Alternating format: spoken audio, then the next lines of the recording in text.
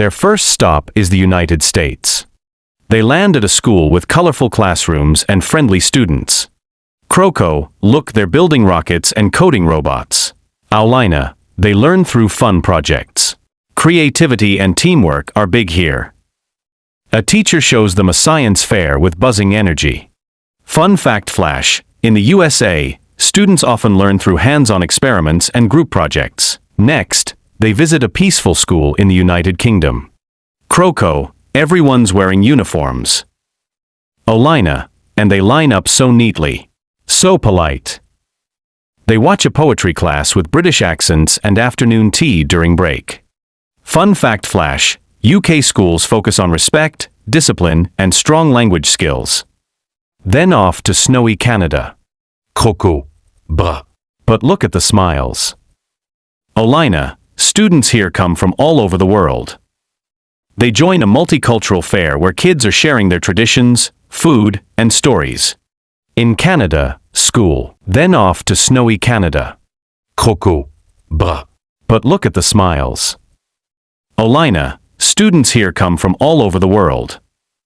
They join a multicultural fair where kids are sharing their traditions, food, and stories. In Canada, school. In Germany, Croco and Owlina see something special. Croco, kids are fixing machines and learning engineering. Owlina, here, students gain practical skills early on. They visit a classroom with tools, gears, and mini inventions. Fun fact flash, German schools teach technical and practical skills from a young age. The modern UA. Croco, look. A robot teacher. Owlina, and smart boards everywhere. This is high-tech learning. They watch a virtual reality lesson where kids explore the solar system. Fun fact flash, schools in the UAE use technology to make learning futuristic and fun. Their final stop is Singapore. Croco, students here are so focused. Owlina, yes, they work hard in math, science, and English. They observe a classroom with fun quizzes and a smart learning system.